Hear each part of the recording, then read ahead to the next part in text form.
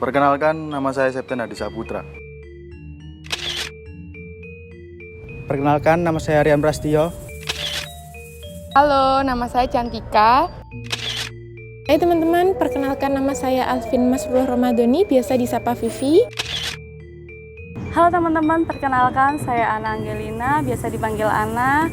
Saya akan menjelaskan tentang kebudayaan daerah Bali. Masyarakat Bali hidup dalam lingkungan yang disebut dengan pawongan atau desa, yang terdiri dari dua jenis, yaitu desa adat dengan pemimpin disebut kelian, atau bandesa asat yang dipilih oleh kerama desa, dan desa dinas dengan pemimpinnya disebut berbekel atau bandesa. Prinsip hubungan kekerabatan orang Bali berdasarkan asas patrilineal yang amat dipengaruhi oleh bentuk keluarga luas patrilineal yang disebut dadadia. Masyarakat Bali dibedakan atas golongan berdasarkan sistem dan pelampiasan sosial yang disebut wangsa atau kasta.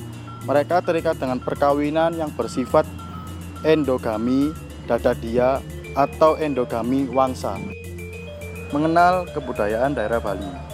Provinsi Bali terletak di sebelah timur Pulau Jawa. Provinsi ini masuk dalam rangkaian Kepulauan Nusa Tenggara. Dulu kepulauan ini pernah disebut dengan nama Sunda Kecil. Suku bangsa Bali mendiami Pulau Bali yang sekarang menjadi sebuah provinsi dengan 8 kabupaten dan 1 kota. Salah satu kelompok masyarakat yang bermukim di daerah pegunungan merupakan salah satu suku bangsa Bali yang disebut sebagai orang Aga. Bali Aga merupakan salah satu suku bangsa Bali yang menganggap diri mereka sebagai penduduk asal Bali. Bali Aga sendiri berarti Bali Pegunungan. Salah satu kelompok yang menjadi bagian dari suku bangsa Bali adalah orang Truyan. Orang Truyan memiliki kebudayaan unik tersendiri, yaitu mempunyai ciri-ciri kebudayaan pra-Hindu. Kebudayaan tersebut berkaitan dengan peristiwa kematian. Jenazah orang Truyan tidak dibakar atau dikebumikan seperti lazimnya orang Bali, tetapi dibiarkan membusuk di udara terbuka. Saya akan menjelaskan tentang religi di Bali. Sebagian besar masyarakat Bali menganut agama Hindu Bali. Mereka percaya adanya satu Tuhan dengan konsep Trimurti yang terdiri atas 3 wujud, yaitu Brahmana menciptakan, Wisnu yang memelihara, Siwa yang merusak. Selain itu, hal-hal yang mereka anggap penting adalah sebagai berikut. 1. Atman, roh yang abadi. 2. Karma pala, buah dari setiap perbuatan. 3. Purnabawa, kelahiran kembali jiwa. Tempat ibadah agama Hindu disebut pura. Pura memiliki sifat berbeda sebagai berikut. 1.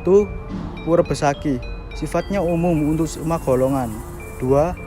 Pura desa, kayangan 3, khusus untuk kelompok sosial setempat. 3. Sangga, khusus untuk leluhur. Tidak hanya terkenal dengan pantai-pantainya dan pemandangan alam yang indah, namun juga karena tradisi agama Hindu di Bali yang terdiri dari seni dan ritual. Agama ini agak berbeda dengan agama Hindu di India, karena sebelum agama Hindu tiba di Bali, agama ini mengalami perubahan-perubahan radikal di Jawa. Salah satu ciri yang penting adalah penyatuan kepercayaan Hindu, atau lebih tepatnya kepercayaan kepada Dewa Siwa atau Sivaisme. Basis teologis dari Hindu Bali berasal dari filosofi India, sementara kepercayaan animisme menjadi dasar dari berbagai ritual.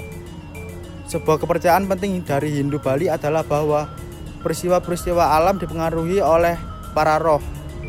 Oleh karena itu, sesajen yang dibuat dari hasil-hasil pertanian dipersembahkan kepada roh-roh. Simbol utama agama Hindu Bali adalah swastika atau roda matahari. Bentuknya seperti palang yang miring dengan lengan-lengan di sisi kanan. Tiap cabang simbol swastika juga digunakan secara luas dalam agama-agama di India dan dipercaya bisa membangkitkan sakti atau kekuatan suci pemberdayaan. Tanggalan Hindu Bali. Tanggalan Hindu Bali terdiri atas 355 hari lamanya. Sistem perhitungan dengan sistem Hindu disebut Shukla Paksa. Tahun baru Saka Nyepi jatuh pada tanggal 1 bulan ke-10. Di sini saya akan menjelaskan tentang asal-usul nama Bali. Jadi saat pergi ke Bali, kalian pasti tidak asing dengan nama-nama seperti Wayan, Ketut, atau Made.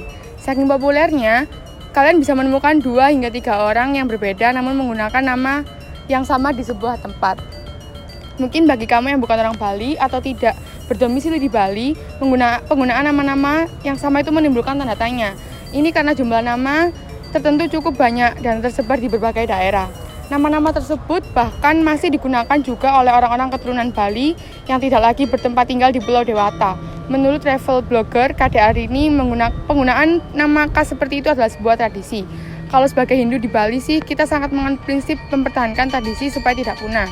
Katanya, setali 3 uang dengan kadek, Desak Putu Virginia Wulandari, karyawan di salah satu hotel di Bali juga menganggap penggunaan nama khas Bali merupakan cara masyarakat Bali dalam mempertahankan budayanya. Yang paling penting tetap mempertahankan budaya Bali dengan tetap menggunakan nama Bali. Dihimpun dari berbagai sumber, ada 3 faktor yang mempengaruhi nama digunakan oleh orang Bali. Yang pertama adalah jenis kelamin. Nama yang digunakan orang Bali setidaknya memiliki 2 kata, yaitu kata sandang dengan menunjukkan jenis kelamin dan urutan kelahiran. Berdasarkan jenis kelamin, ada 2 nama yang digunakan untuk membedakan antara laki-laki dan perempuan. Anak laki-laki biasanya diberi nama awalan I, misalnya I Gede atau I Made. Sedangkan anak perempuan akan diberi nama awalan Ni, misalnya Ni Putu, Ni Desak, dan sebagainya. Meski begitu, pemberian nama berdasarkan jenis kelamin bukanlah suatu keharusan, tetapi menjadi opsional atau tergantung pilihan orang tua. Sebab ada nama-nama lainnya sesuai kasta yang bisa secara langsung memperlihatkan jenis kelamin anak berdasarkan namanya. Yang kedua adalah urutan kelahiran. Kata kedua yang mengikuti nama awalan berdasarkan jenis kelamin adalah nama yang mengacu pada urutan kelahiran. Nama ini pula yang menjadi alasan mengapa nama orang Bali memiliki banyak kemiripan satu dengan yang lain. Terutama karena nama yang digunakan sesuai dengan urutan kelahiran juga dijadikan sebagai nama panggilan. Anak pertama dalam keluarga diberi nama Wayan, yang berasal dari kata wayahan, yang dalam bahasa Indonesia diartikan sebagai tertua atau lebih tua. Versi lainnya yang bisa digunakan adalah gede atau yang memiliki arti lebih besar. Meski lebih merujuk pada laki-laki, nama gede juga bisa diberikan pada anak perempuan. Nama lainnya yaitu Putu, yang berarti cucu. Ini menggunakan kata Putu sebagai penanda urutan kelahirannya. Untuk anak kedua, orang-orang Bali biasanya akan memberikan nama Made. Kata Made berasal dari kata Madya yang berarti tengah. Di beberapa daerah di Bali ada yang menggunakan nama lain seperti Kade, Kadek, atau Nengah sebagai pengganti kata Made. Sedangkan untuk anak ketiga diberi nama Nyoman atau Komang. Kedua nama ini berasal dari kata Anom yang berarti muda atau kecil. Namun ada pula dugaan bahwa secara etimologis kata Nyoman dan Komang berasal dari kata Uman yang berarti sisa atau akhir. Yang ketiga ada wangsa atau kasta dalam masyarakat. Selain jenis kelamin dan urutan kelahiran, faktor kasta atau wangsa dalam lapisan masyarakat turut mengambil peran dalam nama orang Bali. Misalnya saja wangsa Brahmana atau yang merupakan keturunan dari pendeta akan diberi nama Ida Ayu bagi perempuan dan Ida Bagus untuk laki-laki. Biasanya Ida Ayu kemudian disingkat pula untuk memudahkan pengucapan menjadi Dayu. Untuk tingkatan wangsa kedua, yaitu kesatria, ada banyak gelar yang bisa disematkan pada anak laki-laki atau perempuannya. Sebab kasta kesatria bukan hanya terbatas pada keturunan raja saja, tapi juga anak-anak raja yang tidak menjadi raja, pembantu kerajaan seperti abdi dalem, dan juga para pendekar. Beberapa contoh nama bagi laki-laki yang diperuntukkan untuk wangsa kesatria antara lain Dewa, Anak Agung, Cokorda, Ngakan, Bagus, dan Sang. Sedangkan untuk anak perempuan biasanya menggunakan nama Ayu, Desak, Istri, atau Sakti. Wangsa atau kasta selanjutnya adalah Waisya. Waisya merupakan kelompok masyarakat di luar istana yang berfungsi untuk menggerakkan ekonomi, pembangunan, dan perindustrian. Misalnya saja saudagar, pengusaha, atau pedagang. Hanya saja di masa kini karena tidak berada dalam lingkungan kerajaan, meski memiliki tingkatan lebih tinggi dari sudra, wangsa Waisya kerap disamakan dengan sudra, sehingga mereka dianggap tak lagi punya kasta dan tidak wajib memasukkan gelar sebagai nama awalan. Saya akan menerangkan untuk suku Bali, melanjutkan dari kelompok saya. Jadi untuk asal-usul suku Bali sendiri itu ada 3. Jadi kelompok pertama terjadi sebagai akibat dari persebaran penduduk di Nusantara selama zaman prasejarah. Untuk yang kedua, gelombang kedua terjadi secara perlahan selama masa perkembangan agama Hindu di Nusantara. Contohnya kita lihat di Pura Agung Jagatkarana ini ya. Terus yang ketiga, merupakan gelombang akhir yang berasal dari Jawa ketika Majapahit runtuh pada abad ke-15. Seiring dengan Islami yang terjadi di Jawa, jumlah rakyat Majapahit memilih untuk melestarikan kebudayaan di Bali sehingga membentuk sistematis antara budaya Jawa klasik yang tradisi aslinya dari Pulau Bali. Pulau Bali ini sendiri dari suku Aga, ya ini salah satu suku bangsa Bali yang bermukim di desa Trunyan. Masyarakat Bali dianggap sebagai orang yang gunung bodoh karena mereka berpikirnya masih primitif ya. Bali tersebar di sejumlah wilayah Kabupaten Buleleng yang meliputi 9 sidapata. Cempaka, 3 Wangsa, suku Bali tersendiri ada 2, yaitu suku Bali Aga dan suku Bali Majapahit. Suku Bali Aga itu suku yang berasal dari Bali asli, sedangkan Majapahit itu pendatang baru yang masuk di agama Hindu itu. Untuk upacara adat sendiri, upacara ngaben itu kan kita udah saling kenal ya.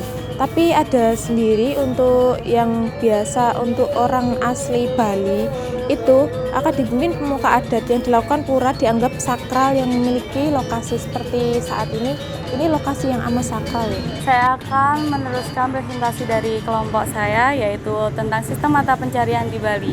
Sistem mata pencarian di Bali pun dibagi beberapa, yaitu bercocok tanam, peternakan, perikanan, dan kerajinan. Dari segi bercocok tanam, mata pencarian pokok dari orang Bali adalah bertani.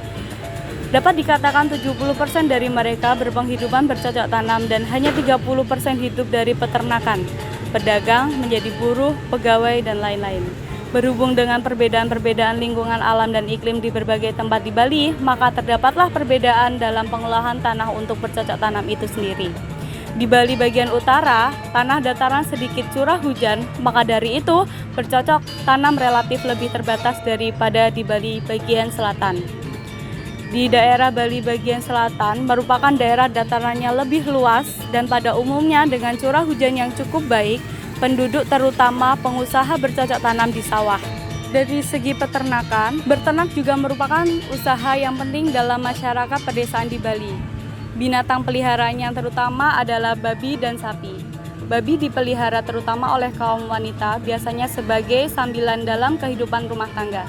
Sedangkan sapi untuk yang dipergunakan dalam hubungan dengan pertanian sebagai tenaga pembantu di sawah atau di ladang, dan untuk sebagai dipelihara untuk dagingnya. Selanjutnya dari segi perikanan, baik perikanan darat maupun perikanan laut, perikanan darat boleh dikatakan umumnya merupakan mata pencarian sambilan dari penanaman padi di sawah, terutama di daerah-daerah dengan cukup air. Artinya, air sepanjang masa itu ada. Jenis ikan yang dipelihara pun seperti ikan mas, karper, dan mujair. Dari sisi kerajinan, di Bali terdapat pula cukup banyak industri dan kerajinan rumah tangga, usaha perseorangan atau usaha setengah besar, yang meliputi kerajinan pembuatan anyaman, patung, kain tenun, benda-benda besi, perak, dan besi. Oleh karena perdagangan di Bali menarik dalam bidang pemandangannya, aktivitas-aktivitas adat istiadat, upacara, dan kesenian, maka banyaklah wisatawan dari luar negeri atau dalam negeri yang mengunjungi Bali.